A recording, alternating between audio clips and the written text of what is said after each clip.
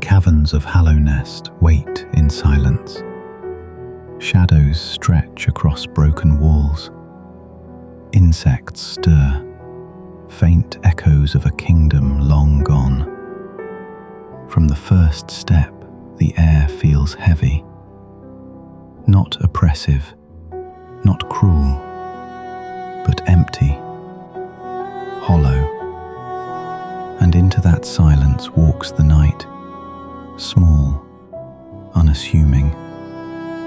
A figure with no voice, no identity beyond the nail in hand. This is Hollow Night.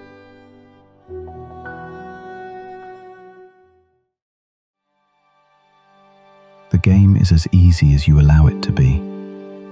Stay on the main path, and you find a steady rhythm of exploration and challenge.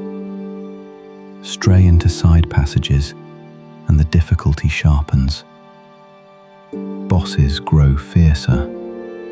Enemies swarm in patterns that punish mistakes, and the realm stretches into something brutal.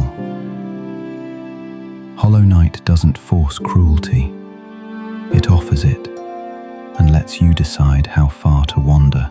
At first, I stumbled. My experience with Metroidvanias was limited, and the map felt overwhelming. Routes looped back. Doors sealed themselves behind abilities I didn't yet possess. But once I learned the language of its design, the brilliance appeared. Backtracking, once frustrating, became permission. Returning to old corridors was proof I had earned the right to see more. What once stopped me now opened, and every new ability widened the kingdom. The bosses of Hollow Night are milestones in that journey, each one distinct, their design fitting for the place they guard. Some tuned sharper, some lighter, but all memorable. And when I failed, it was never the fault of the game. It was my mistake. Combat here is too precise, too deliberate, to allow excuses. Every swing of the nail carries heft. Hollow Night doesn't redefine the genre. It embodies it. Victory isn't always explosive. Sometimes it's quiet, a breath released, a moment of stillness. But when the fights are close, when the night and I are both a strike from defeat, triumph lands with a clarity few games achieve. The world itself is staggering. For such a simple premise, Hollow Night builds biomes that feel endlessly distinct. Crumbling cities, fungal caverns, gardens overtaken by rot. Each has its own palette, rhythm, and mood. Through the night's small frame, every space felt immense, every enemy towering. Progression is where the design shines brightest.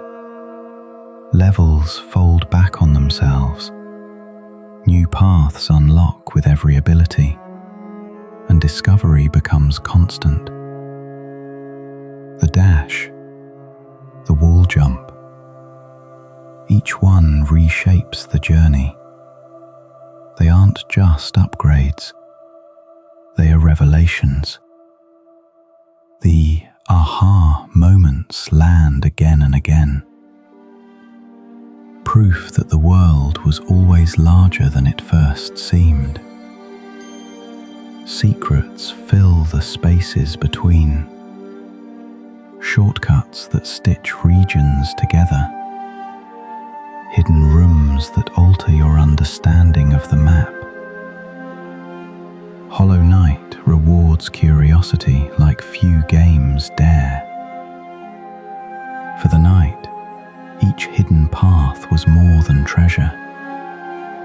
It was another step forward, another another chance to carve meaning out of silence. The story follows the same philosophy. Hollow Knight does not tell, it shows. It whispers in fragments, scatters lore like shards of glass, and asks you to assemble them yourself. NPCs speak in riddles. The world speaks louder. Every revelation is earned, never handed over. And in the night, I found something personal, a reflection of myself. Small, silent, searching for belonging. The character has no voice, no explicit past. But in that emptiness, I saw something familiar. A figure clawing for purpose in a vast, indifferent place. The night's silence became my own, and the journey through Hallownest felt human in its simplicity. That humanity gave weight to the world itself. Every biome carried emotion, haunting, melancholy, fleetingly hopeful. And binding it all was the art direction. Absolutely beautiful. Sharp outlines, shifting palettes, animations that feel simple yet alive. Even through the night's quiet eyes, the artistry of Hallownest was undeniable. Hollow Knight proves that beauty doesn't require realism. It requires intention. And every frame here feels intentional. Taken together, Hollow Knight is more than a Souls-inspired game, more than a Metroidvania. It is both, and it is its own. Combat is deliberate, exploration unmatched, and the world lingers long after you leave it. It is a true Soulsvania, a blend of Metroidvania exploration and Souls-inspired challenge. For me, the difficulty was exactly what I wanted. The main path offered fair, steady challenge. The side content sharpened the blade, and I chose when to meet it. That balance makes Hollow Knight approachable for beginners while still demanding for veterans. It is as accessible as you allow it to be, and as punishing as you dare. I recommend this game to everyone. If you are new to Souls-inspired titles, Hollow Knight teaches patiently. If you are seasoned, it challenges deeply. Even if you prefer 3 dimensions, you will find familiarity in its rhythm. Patience, discovery, triumph. For me, this is more than recommendation. It is recognition. Hollow Knight is S-tier, genre-defining, a Soulsvania that stands among the very best of its kind. When I look back, I don't remember every corridor or enemy.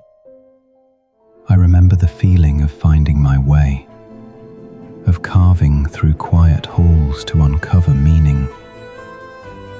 I remember the weight of Hallownest, bleak, broken, but never lifeless. I remember the night, faceless yet familiar, pushing forward to find belonging in the dark. And that is the heart of Hollow Knight. It does not simply tell you a story, it lets you uncover one. It carries you through silence until the hollowness itself feels alive. And you realize, like the night, you were never just exploring Hallownest. You were searching for yourself within it.